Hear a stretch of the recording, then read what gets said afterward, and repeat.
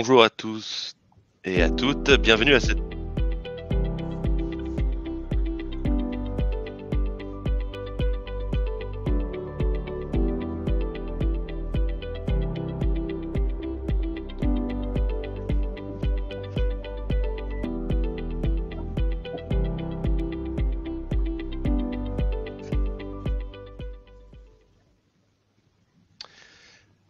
Bonjour à tous et à toutes et bienvenue à cette nouvelle table ronde de la rédaction de Solutions numériques et cybersécurité. Pour cette session, nous voulions aborder le sujet de la souveraineté et en particulier des solutions de sécurité. Parce que ce sont des outils sensibles, intégrés au cœur du SI. Je pense que tout le monde dans l'audience conviendra que c'est un sujet brûlant au regard de l'actualité. Avec le retour de Donald Trump à la Maison-Blanche, on peut craindre plus de friction avec les autorités américaines, peut-être plus de permissivité pour leurs agences de renseignement, avec les risques d'espionnage industriel que l'on connaît. Et de l'autre côté, la Chine ne semble pas une meilleure alternative. Or, si on faisait un sondage dans la salle, combien d'entre vous s'appuient aujourd'hui sur des solutions de cybersécurité développées et hébergées en dehors du territoire européen? Est-ce que vous leur faites encore confiance aujourd'hui? Et même, au-delà de la confiance que pose la question de la localisation, de la maîtrise de vos données. Un des premiers executive orders de Donald Trump a fait même craindre que les entreprises européennes soient brutalement coupées des clouds américains. Quand bien même vous utilisez un CIEM français ou un NDR allemand en mode SaaS, hébergé chez un hyperscaler, vous êtes directement concerné. Alors, faut-il privilégier une approche souveraine de la cybersécurité? Est-ce que ça se fera aux dépens des performances et donc d'une moindre capacité de détection et de réponse aux menaces cyber? Ce sont quelques-unes des questions auxquelles nous essaierons de trouver une réponse lors de cette table ronde. Et pour en débattre, j'ai avec moi aujourd'hui deux experts. Anouk Tellier. Anouk, bonjour. Bonjour. Vous êtes donc une ancienne de l'ANSSI et depuis 2023, Chief Strategy Officer chez Airfanglab, un éditeur français d'une solution de protection des endpoints. Et j'ai également avec moi Aurélien Bouzon. Bonjour Aurélien. Bonjour. Donc vous êtes Security Engineer et Cybersecurity Analyst chez IMS Network, un managed service provider dont vous dirigez l'équipe en charge des services de protection, de détection et de réponse à incidents. Alors évidemment, vous pouvez tout au long de cette table ronde poser vos questions dans le chat et nous y répondrons à la fin de la session. Et si jamais nous n'avons pas le temps de répondre à toutes les questions, on vous donnera évidemment le contact des intervenants pour leur poser directement. Alors peut-être pour commencer, une question un peu philosophique qui est néanmoins au cœur de notre sujet. Quelle est pour vous la définition de la souveraineté? Anouk, peut-être? Oui, c'est vrai que quand on envisage les questions de souveraineté, très rapidement, on se confronte à une vision très globale de ce sujet, avec des considérations géopolitiques, comme Guillaume, vous l'avez mentionné dans l'introduction, avec des considérations parfois très abstraites. Et moi, j'aime au quotidien, dans l'exercice de notre métier, avoir quelque chose de plus concret. Et la définition que j'en tire un peu concrète, c'est celle d'une maîtrise. Donc, une maîtrise des outils, une maîtrise des données qui ils circulent dans ces outils, et une maîtrise des partenaires avec lesquels on va travailler. Et donc, avec ce triptyque de la maîtrise, je pense qu'on arrive à une définition plus applicable de la souveraineté dans notre quotidien. Aurélien, vous avez peut-être quelque chose à ajouter? Oui, bah, la définition de Anouk, je pense, est très bien. Moi, je rajouterais peut-être une notion de confiance. La maîtrise, c'est bien, mais en général, on n'est pas en maîtrise complète. On vient à devoir la déléguer finalement, d'une certaine manière, cette maîtrise à des tiers auxquels on est obligé de faire confiance. Et il faut l'accorder aux bonnes personnes, cette confiance. Ça sous-entend aussi d'avoir un contrôle de A à Z, hein, puisque si c'est pour avoir une maîtrise, une confiance sur une partie seulement des infras, des systèmes, enfin, de ce pourquoi on veut de la souveraineté, c'est dommage, on n'a peut-être pas atteint la totalité de l'objectif. Donc c'est aussi une manière de maîtriser l'intégralité de la chaîne et aussi de la chaîne d'approvisionnement, hein, se dire si on parle de logiciels, si on parle de services humains, d'avoir cette notion de souveraineté, de confiance et de maîtrise sur la totalité. ouais, dans un intérêt, je dirais, où on s'assure aussi que les personnes à qui on va déléguer cette confiance ont un intérêt commun, voilà, ne vont pas nous vouloir de mal. Je pense qu'il y a aussi cette notion-là qui intervient.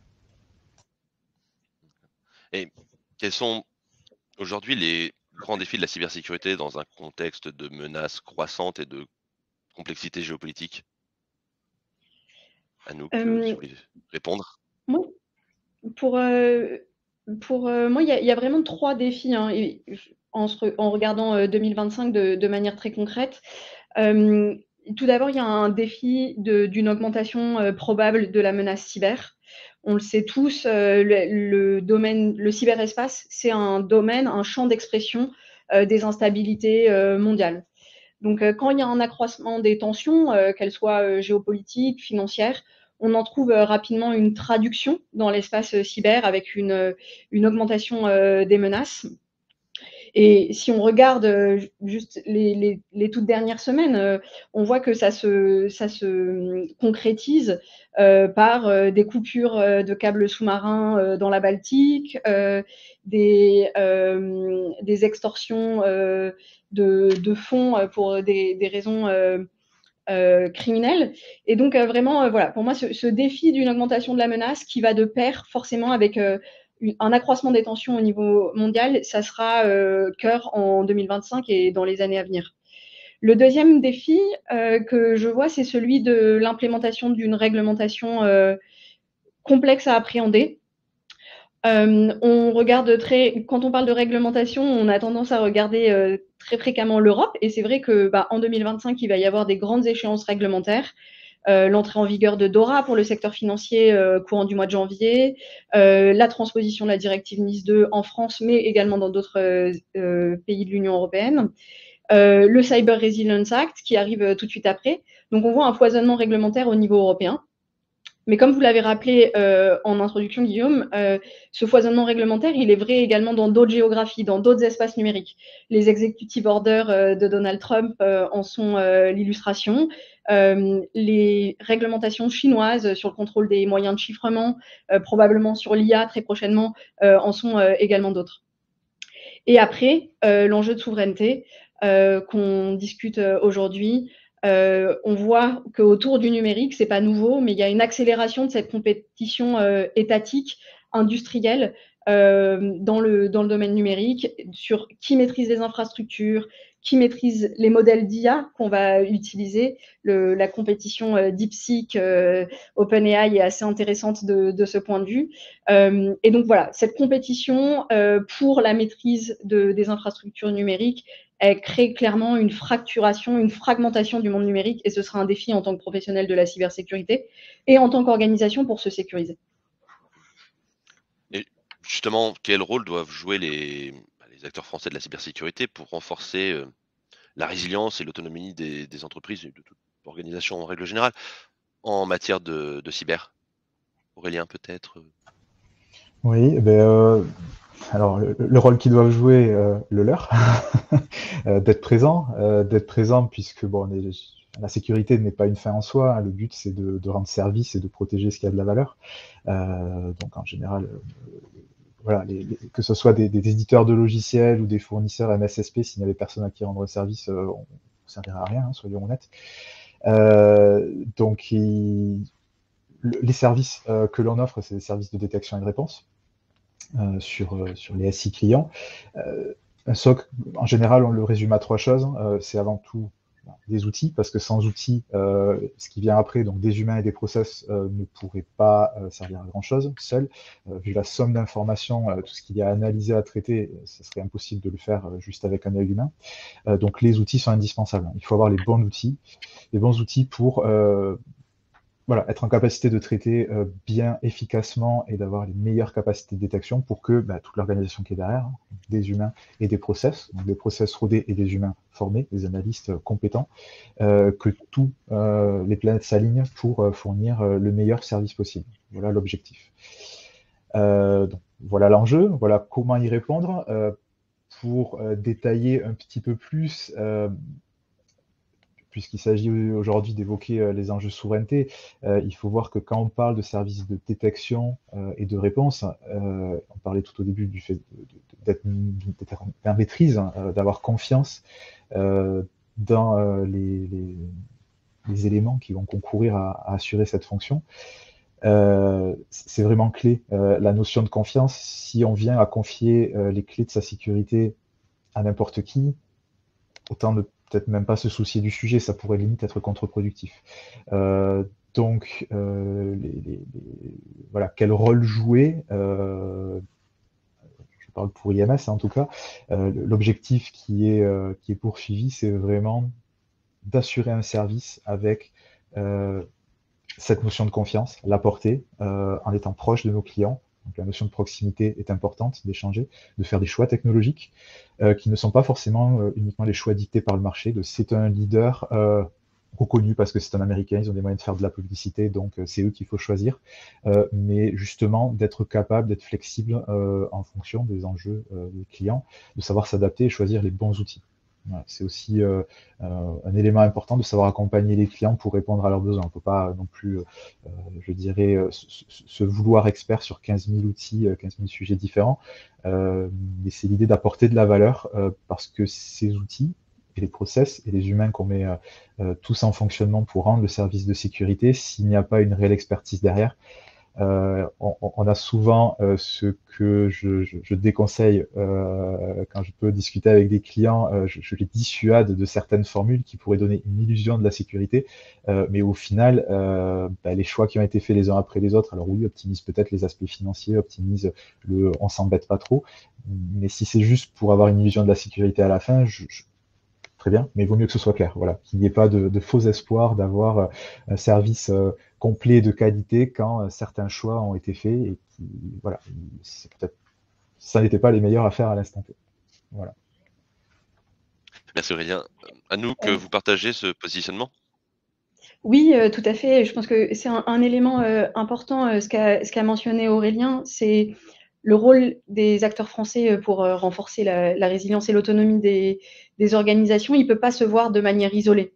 Ça ne peut pas être, si on prend l'exemple de IMS et Arfanglab, un travail d'Arfanglab d'un côté, un travail d'IMS de l'autre.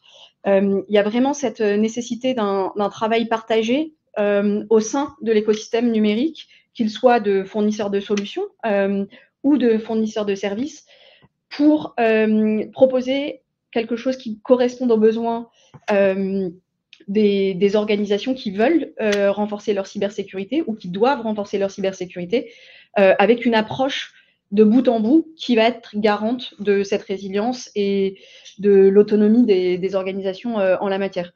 Et donc, typiquement, c'est les raisons qui guident, par exemple, le choix d'Arfanglab de travailler avec IMS et de construire ce partenariat, c'est pour avoir réellement dans cette combinaison solution-service quelque chose qui apporte à la fois une cybersécurité efficace et une cybersécurité souveraine aux différents clients.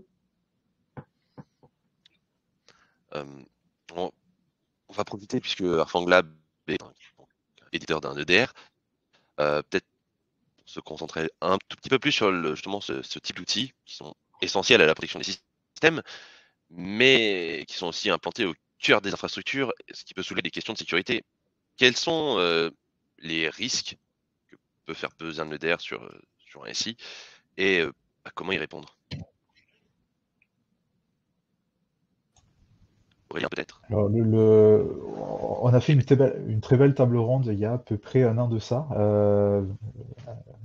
avec une solution numérique sur le sujet, où en fait, par construction, on arrive assez vite à comprendre. Un EDR, son objectif, c'est de venir surveiller l'activité des endpoints, tel que le dit le Endpoint Detection and Response. Donc, l'objectif est vraiment de surveiller la partie endpoint, donc tout ce qui globalement a un système d'exploitation évolué, je dirais, peut se voir installer un EDR, donc on a capacité à le surveiller, à surveiller son activité, puisque qui dit système d'exploitation évolué dit capacité à échanger avec le monde extérieur, à avoir des échanges qui pourraient l'amener à télécharger une menace et à être compromis.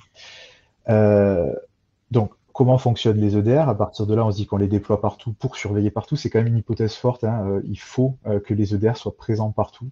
Le fait qu'il y ait peut-être certains segments, parfois ça arrive, hein, dans les SI clients, on dissuade, et bien entendu, quand on déploie, on invite les clients à vraiment faire l'inventaire de tous les systèmes qu'ils ont et de s'assurer que c'est déployé partout, parce qu'il n'y a rien de pire qu'une zone d'ombre. En général, les EDR, on oubliera de les déployer sur certaines zones, donc ce qu'on qualifie de shadow IT en anglais, hein, donc c'est je dirais des pans du SI qui ne sont pas bien maîtrisés, ou même des fois la DSI n'a même pas forcément connaissance du fait que ça existe. C'est dangereux parce que c'est sur ces zones-là où je dirais que ça serait peut-être le plus important d'en avoir des EDR, mais c'est là où soit on oublie, volontairement ou pas, de les installer, où le danger peut se présenter. Donc déjà, il y a cette nécessité d'avoir une couverture la plus complète possible. Ce qui est bien, pour tout voir. A contrario, comment fonctionne un EDR? L'agent se connecte vers une console centrale pour y déverser toute la télémétrie, tout ce qui a pu être collecté, pour que les analystes puissent, depuis ce point central, faire les investigations. Donc il y a toute la partie détection, évidemment, avec des règles de détection, d'anomalies, de comportements malveillants, et des analystes qui, derrière, vont venir valider le fait que c'est vraiment malveillant, voir s'il y a une action, une réponse rapide à apporter par rapport à ce qui est observé. Si c'est vraiment malveillant, on va réagir et on va prendre des mesures pour faire en sorte que la menace ne se propage pas. Et cette architecture, hein, sous forme, on peut voir ça, c'est vraiment sous forme d'étoile, hein, il y a un point focal, c'est la console. Je parlais de capacité de réponse, il faut voir que la console a capacité à envoyer des ordres aux agents. Voilà. La console permet d'envoyer des instructions aux agents. En ayant dit ça, pour ceux qui connaissent un petit peu comment le process, comment sont compromis des SI et comment se passent des attaques, pendant des attaques, on a très souvent recours, je m'amuse pas à ça de mes journées, je suis plutôt de l'autre côté, mais comment les attaquants font? Ils ont recours à des infrastructures pour, depuis un point central, déployer de la charge malveillante, bref, prendre le contrôle sur un nombre important de systèmes. Donc c'est depuis un point central, on va rayonner et toucher un grand nombre de systèmes, puisque c'est là que ça fait mal et que ça a de l'impact. Donc en fait, on note une similitude entre l'EDR et ces topologies de prise de contrôle de SI. Le fait d'atteindre un point central, il y a une difficulté à l'atteindre, mais une fois qu'on y est, ben après, on peut rayonner partout. Alors je ne dis pas qu'un EDR, c'est un command and control de ce qu'on peut retrouver dans la démarche des attaquants, mais il y a cette similitude avec ce point central qui, en cas de compromission, amène ce risque. Voilà. Et ça, c'est présent. C'est présent par construction. C'est très compliqué. Alors, on pourrait envisager de créer plusieurs multiples consoles, mais tout à la fin, on va mettre des analyses derrière, donc c'est pas là l'enjeu qu'ils aillent investiguer sur 15 consoles différentes, ça va alourdir les process, la réponse sera moins rapide, donc ça n'a rien de bénéfique. Donc tout à la fin, de toute façon, tout sera centralisé dans une même console. Donc, par construction, je dirais que c'est un peu inévitable. La seule solution, c'est de trouver des mesures pour réduire le risque. C'est ce qu'on fait en sécurité en général.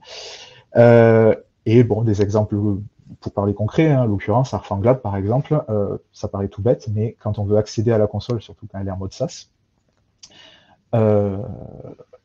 l'URL de la console, chez un client A et un client B, ne va pas du tout être prédictible. Ce n'est pas du tout le nom du client, c'est un nom aléatoire. Et c'est une chose très simple, mais qui permet de bien se protéger, dans le sens où quelqu'un d'extérieur ne peut pas prédire le nom ou le point d'entrée vers la console de telle ou telle entité.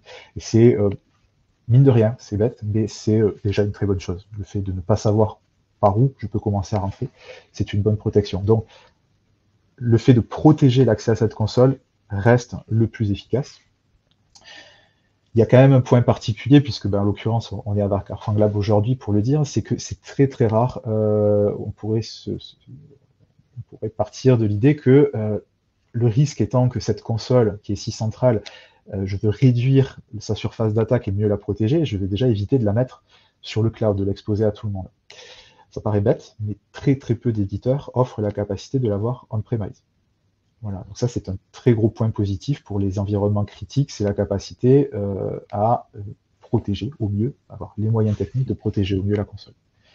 Voilà, sachant qu'on ne pourra jamais totalement enlever le risque que représente cette architecture et le fait que l'EDR pourrait être détourné pour des fins malveillantes. Bah, tout à fait. Peut-être, effectivement, les EDR et plus généralement, en fait, les solutions qui ont des droits aussi avancés sur les systèmes d'information, qui sont nécessaires pour assurer la cybersécurité, comme le disait Aurélien, elles emportent des grands pouvoirs et des grandes responsabilités, pour utiliser cette référence superbe. Et du coup, il faut l'aborder avec une très grande humilité, et il n'y a pas cette possibilité de garantir le risque zéro. C'est ce que disait Aurélien. On peut mettre en place uniquement des mesures de mitigation du risque, de diminution du risque. Et Aurélien a beaucoup parlé d'empêcher l'exploitation d'une console d'EDR par un attaquant, mais il y a aussi la question d'empêcher le risque d'un incident de production. Et typiquement, c'est quelque chose qu'on a vu en 2024 avec l'incident qu'a connu CrowdStrike, qui est un éditeur EDR également, et qui montre que voilà, il y a cet aspect usurpation par un attaquant, et il y a cet aspect gestion du quotidien en tant qu'éditeur de logiciels, et de l'impact que ça peut avoir sur le système dans lequel on est déployé. Donc vraiment, les mesures de mitigation du risque, elles le couvrent jamais entièrement. Néanmoins, j'en vois 3 qui sont quand même essentielles et qu'on doit retrouver de manière systématique. La première, c'est des mesures techniques. Donc, à la fois de protection pour éviter l'usurpation par un attaquant, donc typiquement la non-prédictibilité des liens vers les consoles qu'évoquait Aurélien, mais également d'autres mécanismes de protection avec de l'obfuscation de code, qui sont des mesures très techniques. Et ensuite, des mesures de contrôle qui, là, vont plutôt éviter les incidents de production, ou alors les limiter à un périmètre moins critique. Typiquement, éviter qu'une mise à jour, elle soit déployée immédiatement sur l'intégralité d'un parc client ou de l'intégralité d'un parc supervisé par un partenaire MSSP, mais qu'il y ait d'abord des échantillons de tests pour voir si la mise à jour comporte des risques avant d'être généralisée. Voilà, ce sont des mesures techniques qui s'additionnent et qui préviennent un peu ce risque. La deuxième mesure de mitigation du risque, et qui est essentielle, c'est la formation des utilisateurs et des analystes. C'est eux qui, au quotidien, vont exploiter les potentialités de l'EDR et des solutions de sécurité. Et il faut qu'ils aient conscience de manière très fine de ce que implique une action ou une autre. Les commandes que la console passe auprès de tous les agents, elles ont un impact réel dans le SI. Et donc, lorsqu'un analyste réalise ces actions-là, il doit être en maîtrise de ça. Et la dernière mesure de mitigation du risque, qui est très importante, selon moi, c'est la vérification par des tiers. Je peux vous dire aujourd'hui, lors de ce webinaire, que typiquement chez Arfanglab, on a tout fait bien, et on revient à cette notion de contrôle. Vous êtes obligé de confiance, pardon. Vous êtes obligé de me déléguer une part énorme de confiance. Et ça fonctionne pas dans la vraie vie. Donc, avoir des tiers reconnus. Donc, en France, naturellement, l'ANSSI, qui vont venir certifier les solutions, certifier les fournisseurs de services également, c'est quelque chose d'essentiel, et qui permet d'avoir ce contrôle que les mesures de gestion des risques, elles sont bien en place par un tiers. Je me pose quand même une question, peut-être bête, mais est-ce qu'un outil tel qu'un EDR, parce que là on parle surtout de malveillance, surtout cybercriminel, mais est-ce qu'un outil, un EDR ne peut pas être utilisé par un État ou par l'éditeur lui-même comme un moyen de surveillance, d'espionnage du réseau? Alors non, en plus ça n'a jamais dû arriver dans toute l'histoire. Personne n'a fait d'intelligence économique et industrielle avec tous les moyens disponibles. Tout le monde est gentil et ne fait surtout pas ça. Donc oui, inévitablement. Alors c'est découvert des fois longtemps après, mais c'est un risque. C'est un risque, et qui, quand on confie, confiance, quand on confie les clés de son SI, puisque quand on installe un EDR, on donne quand même un point d'entrée dans son SI qui contourne, puisqu'on l'autorise, toute la partie sécurité périmétrique. Donc il faut bien voir que même en mettant des règles de pare-feu, l'EDR communique avec sa console, donc il y a un échange entre le monde extérieur et l'intérieur, si la console se trouve à l'extérieur, évidemment. Donc c'est quand même une très belle porte d'entrée pour tous ceux qui essaieraient de rentrer dans un SI. Il y a d'autres moyens, hein. On peut faire du phishing, il y a plein d'autres processus d'attaque qui peuvent essayer d'atteindre le même objectif, mais là on a quand même une vigie, un point central pour tout ce qui est réussir à rentrer sur les postes de travail des utilisateurs qui contiennent les mails, la donnée, tout globalement, hein, puisque même si la donnée n'est pas hébergée directement dessus, mais sur des serveurs de stockage, le poste de travail de l'utilisateur, en général, y a accès. Donc par rebond, on peut y accéder. Donc la conclusion serait, bien entendu, ça pourrait être utilisé dans ces fins-là. Pour ces fins-là, je dirais, donc il faut, si j'étais DSI d'une entreprise, alors que ce soit pour le secteur privé, auquel cas ce serait peut-être notre État, je craindrais peut-être plus une attaque étatique qui viserait à nuire aux intérêts du pays, à l'image. Si j'étais dans le privé, je m'inquiéterais de savoir est-ce que j'ai des formules secrètes, des choses de la propriété intellectuelle que je cherche à bien protéger, qui pourraient être intéressés par ça, et peut-être que j'aimerais ne pas donner les clés de tous mes postes de travail à une société qui est sous contrôle d'un État qui pourrait détourner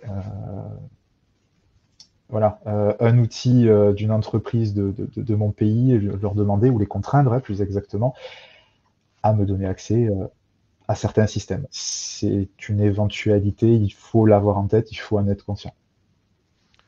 Et ça, les utilisateurs, est-ce qu'ils en ont conscience? Est-ce qu'il y a une demande de la part de vos clients pour des outils qu'on peut définir comme souverains? Alors, pour ce que j'observe moi, oui, il y a des demandes, en particulier dans le domaine du public, voilà, qui est, je dirais, vis-à-vis des derniers événements géopolitiques, probablement plus ciblés et plus conscients de cette menace-là. Dans le privé, la prise de conscience, alors soit c'est fait de manière très discrète, soit c'est pas fait, et c'est peut-être théorie du complot, on complote, c'est peut-être, c'est dans la nature, hein, des gens qui font de la sécurité, de toujours aller plus loin, de penser, d'essayer de voir quel est le chaos limite qui pourrait se produire, donc peut-être qu'on se fait des films, et il n'y a vraiment qu'Hollywood qui pense à ces choses-là. Mais dans le privé, force est de constater que c'est un enjeu qui arrive moins souvent. L'enjeu de souveraineté est moins prégnant, on le sent moins souvent. Ce qui ne veut pas dire qu'il est absent, hein. Certaines DSI sont sensibles, mais en proportion, je dirais, du point de vue IMS, hein, je parle pour les cas que j'ai pu avoir, je pense que ça se rencontre moins souvent. Peut-être pour partager ce point de vue d'Aurélien, c'est vrai que autant dans le secteur public, c'est devenu, je dirais pas une évidence, mais quand même un critère très important. Dans le secteur privé, on voit des différences très fortes en fonction des secteurs. Il y a des secteurs qui, par nature de leurs activités, par le secteur concurrentiel dans lequel ils se trouvent, qui vont avoir ces réflexions-là. La réglementation les y pousse également.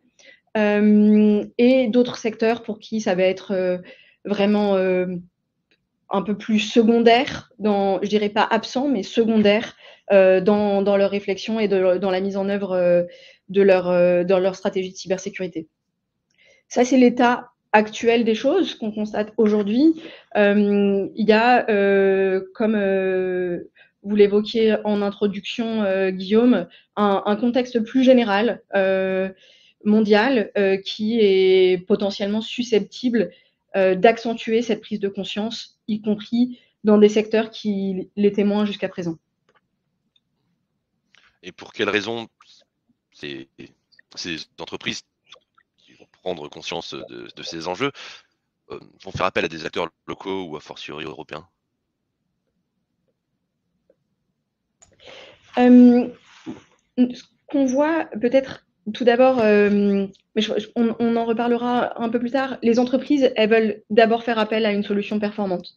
Si c'est juste une solution européenne, ça sert à rien. Il faut qu'il y ait cette performance. Une fois que ça c'est dit, les raisons pour lesquelles une entreprise ou une administration va faire appel à un acteur local, c'est la proximité. Et cette proximité, elle prend des formes très variées. Donc, ça peut être la proximité linguistique, avoir quelqu'un qui parle sa langue pour être soutenu dans le quotidien d'opérations cyber, c'est important. Ça va aussi être une proximité dans la compréhension des enjeux. Donc, les enjeux métiers, c'est quelque chose qu'un SOC va pouvoir apporter. Les enjeux de conformité, parce qu'on évolue dans le même cadre réglementaire. C'est également quelque chose qu'un partenaire fournisseur de services va pouvoir apporter.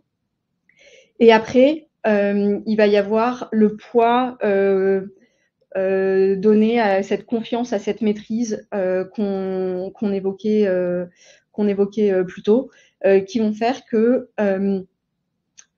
dans la manière dont les entreprises vont concevoir leur stratégie de cybersécurité, elles vont vouloir se tourner vers des acteurs qui leur sont proches, parce que la délégation de confiance qu'elles vont devoir leur faire, elle est plus facile et elle est plus opérationnelle au quotidien à mettre en œuvre. Et donc, c'est vraiment ces raisons-là que nous, au quotidien, on voit pour ces choix. Et puis peut-être une statistique intéressante pour montrer que c'est pas isolé. Chez Arfanglab, au courant de l'année dernière, on avait fait une petite étude au niveau européen sur les besoins en cybersécurité des ETI et des PME. Et 72% d'entre elles répondaient qu'elles préféreraient, à performance égale évidemment, être en relation avec un fournisseur à la fois de solutions et de services européens. Donc on voit que c'est quand même quelque chose de prépondérant sur le marché. Je pense effectivement, enfin, Anouk a bien résumé tous les enjeux principaux, mais il y a la question de la souveraineté, c'est une chose, mais les clients en général, quand ils parlent français, ils préfèrent parler à des Français, c'est plus facile, plutôt qu'aller se fournir un service qui est rendu finalement par des gens qui au-delà de la localisation, qui parlent déjà une autre langue et sont situés à l'autre bout du monde. Et aussi avec cette notion de distance, en général, on perd une notion de proximité. Encore une fois, pas sur les précédents aspects, mais proximité dans le sens je connais le SI du client, parce que mine de rien, au fil des années, je parle pour le relationnel que nous, on peut avoir avec les clients, au fil du temps, on construit un relationnel où on connaît, on comprend le SI du client et leurs enjeux, ce qui fait qu'on va leur proposer plutôt une solution dans leur cas bien précis qu'une autre. On va prendre en compte, là je parle plus concrètement au niveau de l'activité de détection que l'on mène au quotidien, on va prendre en compte leurs spécificités pour leur proposer des règles de détection. Quand il y a un enjeu métier, on sait que ce serveur de données a des données très critiques dessus, très peu de personnes peuvent y accéder, on va mettre des règles de détection pour s'assurer que s'il y a d'autres personnes qui y accèdent ou à des heures inhabituelles, on saura lever une alerte. Voilà, ça fait partie de ces choses-là. Et il faut avoir cette proximité pour, je dirais, pour se mettre en bonne capacité de répondre à ça. Voilà, ça passe aussi par le fait d'éviter de recourir à de la sous-traitance, ce qu'un certain nombre de SOC font aujourd'hui. À partir d'une certaine heure, voilà, à 18h, si vous avez une alerte et que le SOC vous appelle ou que vous appelez le SOC, dans certains cas, ils parleront peut-être pas français. Voilà, c'est des choses qui arrivent. Ça veut dire que c'est externalisé, c'est de la sous-traitance probablement dans un autre pays, donc la donnée est envoyée ou est disponible dans cet autre pays, donc se reposent encore une fois les questions de souveraineté. Alors on comprend bien, je pense, ce choix de proximité, mais vous parliez de performance, Anouk, et c'est assez intéressant puisqu'on entend assez régulièrement que l'argument de la souveraineté sert à dissimuler des performances qui sont inférieures à celles des outils d'acteurs américains ou israéliens. Oui, je pense que c'est vraiment une lacune historique dans cette discussion autour de la cybersécurité qui parfois vient un peu, je dirais, polluer la discussion et les choix qui sont réalisés dans les stratégies de cybersécurité dans les organisations.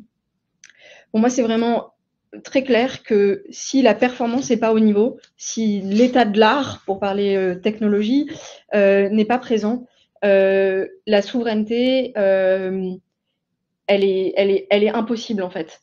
C'est pas possible de dire qu'on est moins bon mais souverain où ça n'existe pas, parce qu'on est dans un domaine concurrentiel, qu'on est dans un domaine où on a envie que les organisations qui recourent à nos solutions, elles soient protégées au même niveau que, voire mieux parfois, et on peut l'espérer, que si elles avaient recours à des solutions autres que la nôtre, en l'occurrence, pour parler de manière très centrée sur Arfanglab.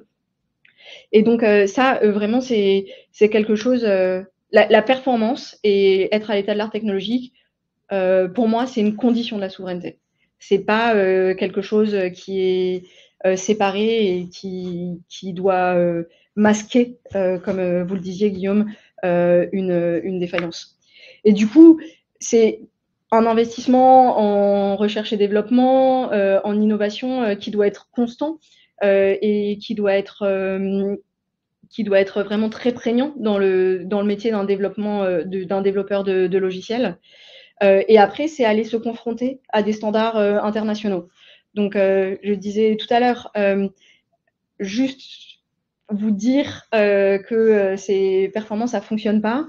Et donc, on a la chance, dans le domaine de la cybersécurité, d'avoir des standards internationaux, des organisations tierces qui évaluent ces performances. Celui qui a le plus grand monopole aujourd'hui, c'est le MITRE, donc l'Institut MITRE, qui tous les ans organise une sorte de compétition, qui ne dit pas son nom parce que c'est pas vraiment une compétition, c'est plus une évaluation de chacune des différentes solutions, et qui nous permet de tester notre solution contre des attaques qui sont simulées par le MITRE et qui vont permettre de prouver que cette performance, elle est présente par un tiers.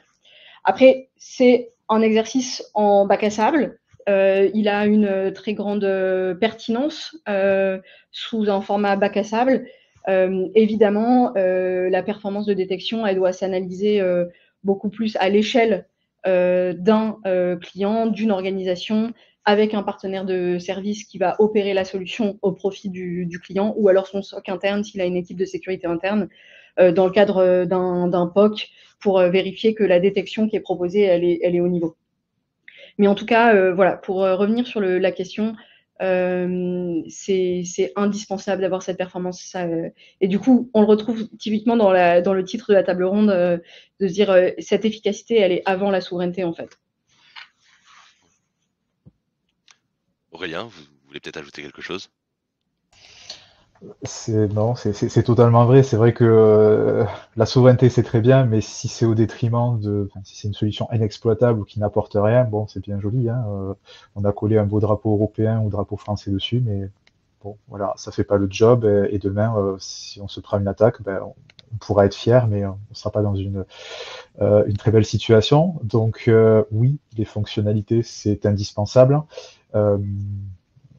Il faut être au niveau de ce qui est proposé par le marché, puisque aujourd'hui, on le voit, hein, les solutions EDR qui se démarquent, voilà, ceux qui sont en tête, ils sont en tête depuis un petit moment, non pas que les classements sont établis, mais c'est des positions qui se confortent, hein, c'est des outils qui marchent bien. Si ça n'était pas le cas, ils n'en seraient pas là où ils sont aujourd'hui. Et donc, envisager une approche souveraineté en se disant que les fonctionnalités peuvent rester de côté, non, ça serait le mauvais choix. Donc, inévitablement, il faut que les solutions soient fonctionnelles. Donc souverain, oui, avec toutes les fonctionnalités au rendez-vous. Oui. Enfin, performance, hein, sur les performances, on l'entend au sens large. Et après, peut-être, on a beaucoup parlé, là, dans ce qu'Aurélien et moi avons évoqué, on a parlé de la performance de détection. Il y a un autre aspect de la performance d'un système de cybersécurité, c'est la manière de le déployer. Et typiquement, avoir une capacité de se déployer dans des contextes très différents, dans des contextes contraints, donc que ce soit on-premise chez un client, pour qu'il ait la maîtrise complète et la visibilité complète sur un déploiement d'un outil de cybersécurité.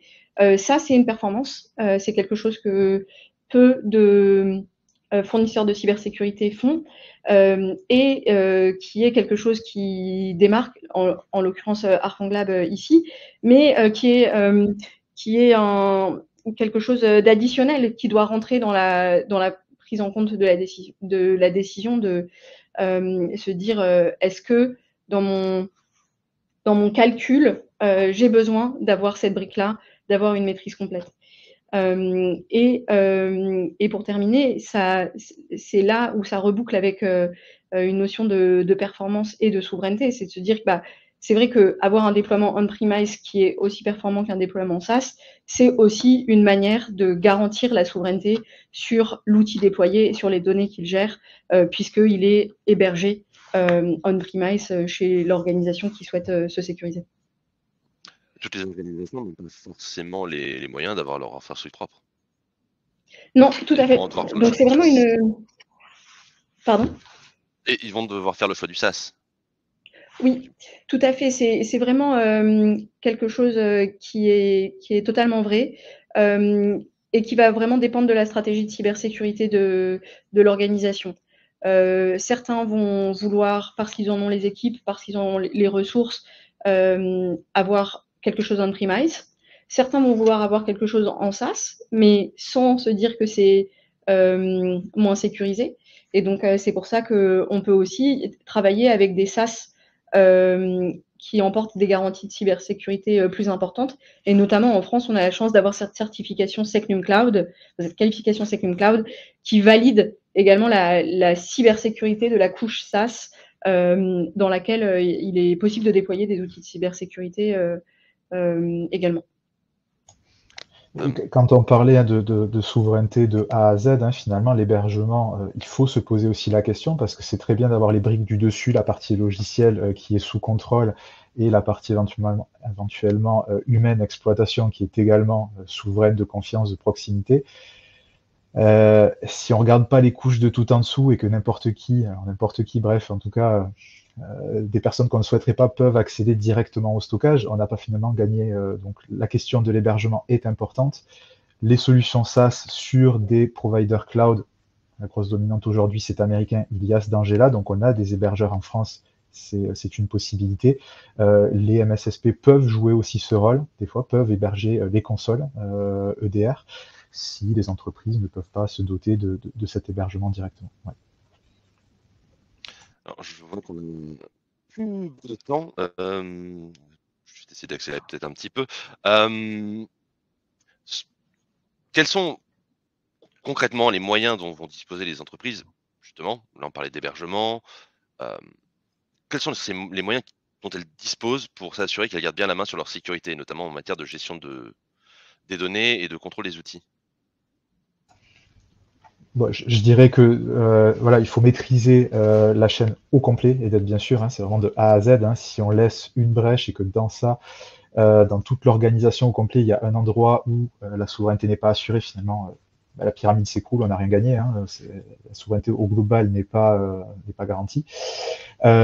Sur la partie du coup exploitation que je connais le mieux de ces plateformes, déjà le fait d'avoir un service 24/7 opéré depuis la France, je dirais que c'est la meilleure des choses, parce qu'avoir un bon outil qu'on met dans les mains d'entités ou d'organisations dont on a une confiance qui n'est pas à son plus haut, voilà, on n'a peut-être pas atteint l'objectif.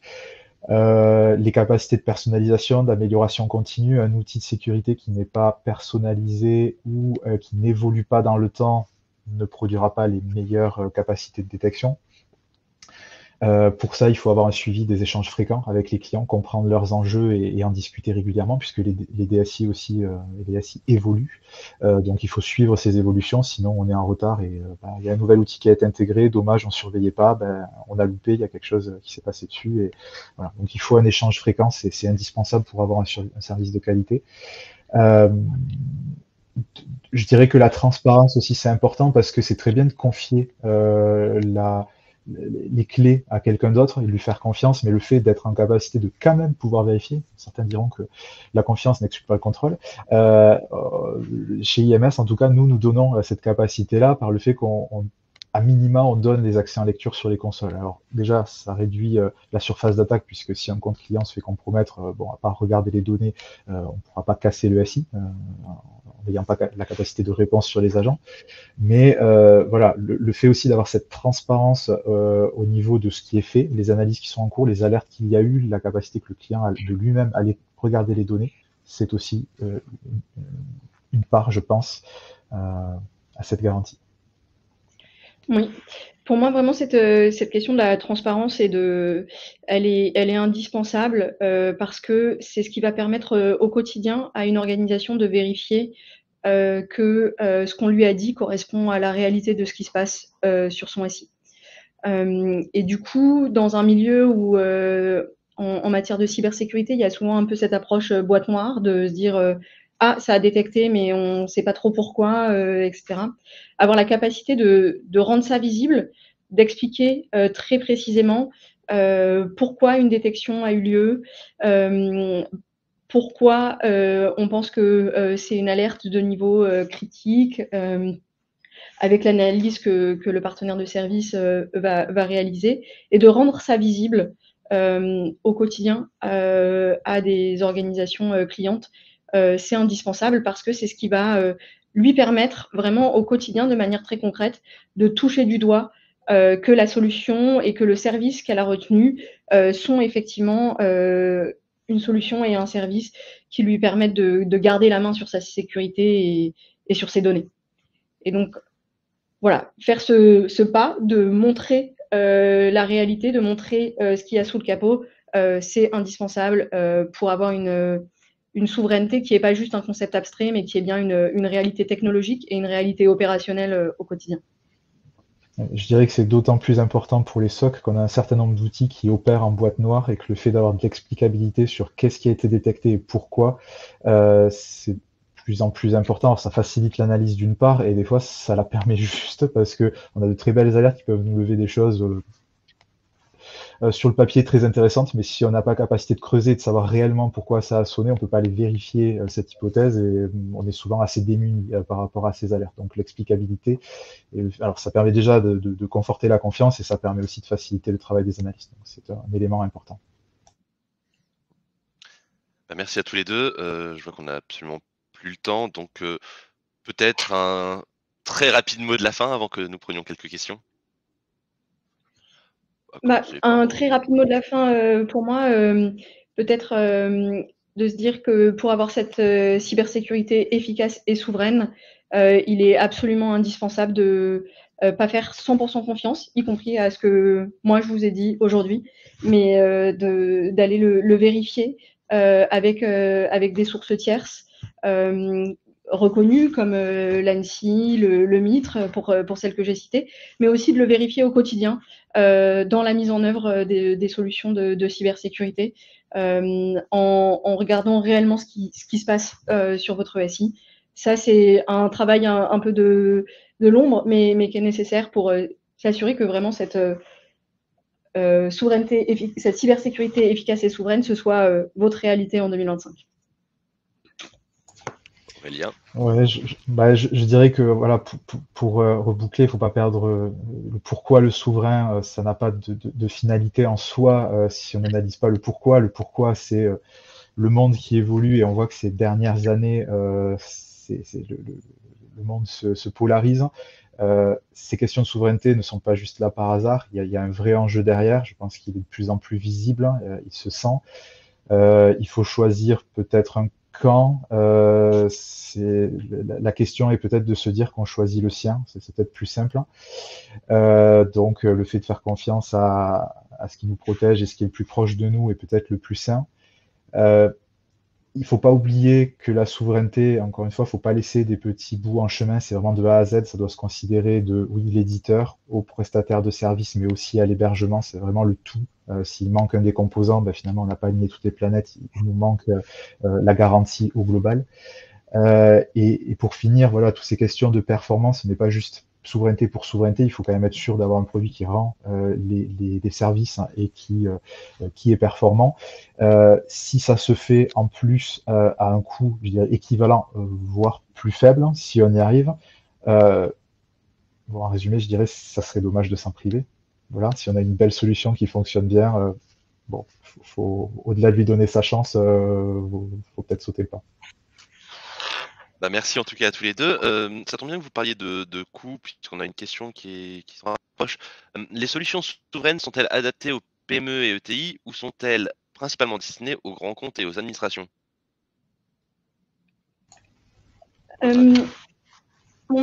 Moi, je pense les solutions souveraines, elles sont tout à fait adaptées aux PME et aux ETI. Elles sont pas, enfin, il n'y a pas cette exclusivité, un peu cet élitisme de ces solutions.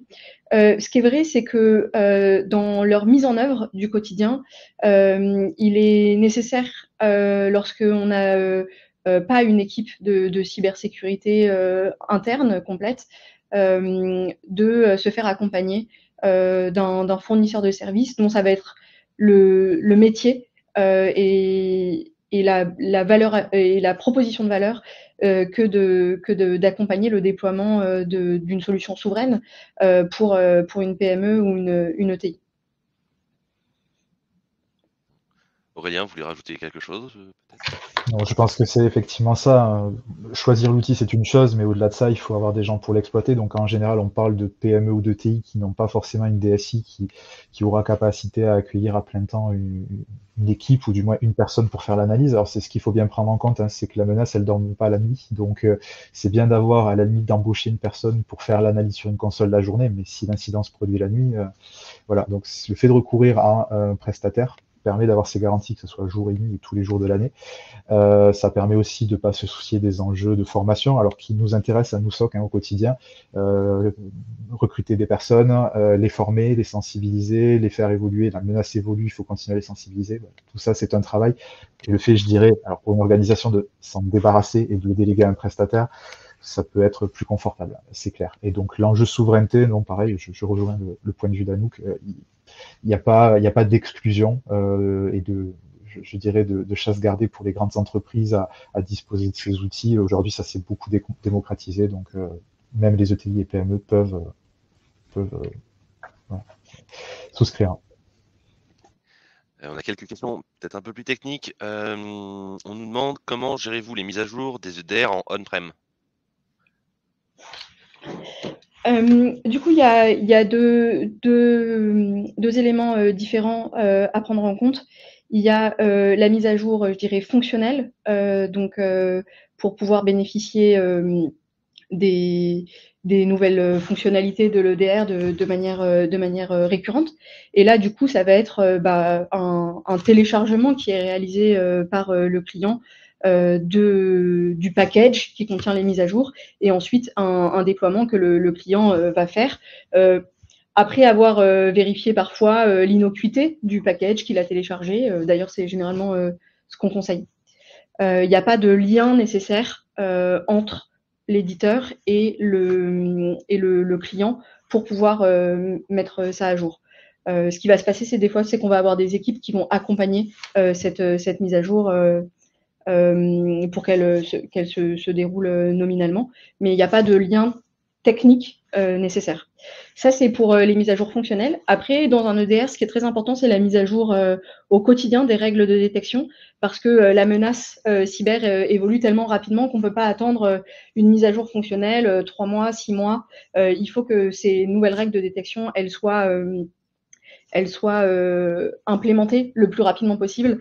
Et donc là, c'est pareil, un serveur sur lequel les clients vont pouvoir venir collecter les nouvelles règles que l'équipe CTI d'Arfang Lab construit et distribue chaque jour et pareil, après un contrôle d'innocuité, si c'est pertinent, les implémenter directement dans l'EDR. Et donc, ce mécanisme-là permet d'assurer un fonctionnement complètement air-gap d'un déploiement EDR on-premise. Merci. Autre question, comment assurer la sécurisation de l'accès à la console? Et la console permet-elle d'exécuter des actions sur le STI, script à distance ou autre? Bon, je peux répondre en partie, je laisserai à nous préciser. C'est vrai que c'est des questions Je me sens pas inutile, mais bon, c'est très orienté produit, donc forcément, bon. La sécurisation de la console, on en a parlé déjà, le fait que les URL de contact des consoles soient anonymisées, enfin pas anonymisées, randomisées, pardon, aléatoires. Ça, c'est quand même un très bon moyen, ce qu'on ne trouve pas chez tous les éditeurs, hein, ça paraît bête, hein, mais c'est une très bonne chose. Le fait de dédier une console aussi au client, ça peut aider aussi. Alors, il y a de toute façon un cloisonnement, hein, qui est fait, mais ça renforce encore les garanties en termes d'isolation et d'éventuels risques, hein, puisqu'on parle de durcissement, de risques que la donnée, il y a une forme de porosité, elle puisse passer, qu'un autre client puisse voir des données d'un client A et d'un client B. Voilà, il y a des garanties de ce type-là. Le MFA, on peut l'activer, donc tout ce qui est authentification, puisque c'est l'un des points, je dirais, importants à considérer quand on parle d'accès. L'authentification, voilà, multifacteur est disponible, donc il n'y a pas de gros sujet. La politique de mot de passe, on peut également l'imposer pour que les utilisateurs de la console aient des mots de passe suffisamment complexes. On peut les mettre assez loin. Donc nous, je dis juste à titre d'exploitant, quand on crée les consoles clients, on met en général des contraintes assez fortes, puisque c'est quand même en général destiné à un public plutôt technique, donc on comprend ces contraintes-là.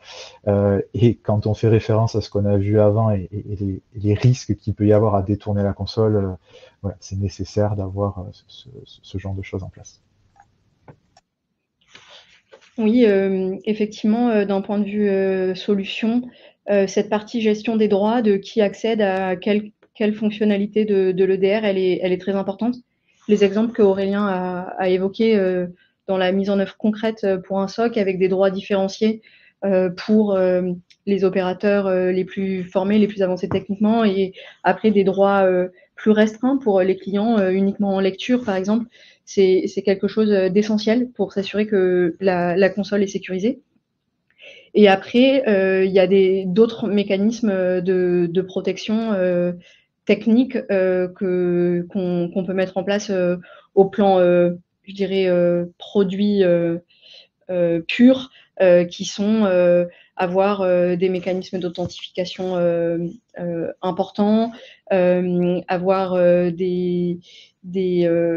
une vérification du code pour s'assurer qu'il n'y ait jamais de vulnérabilité exploitable au sein du code de l'EDR.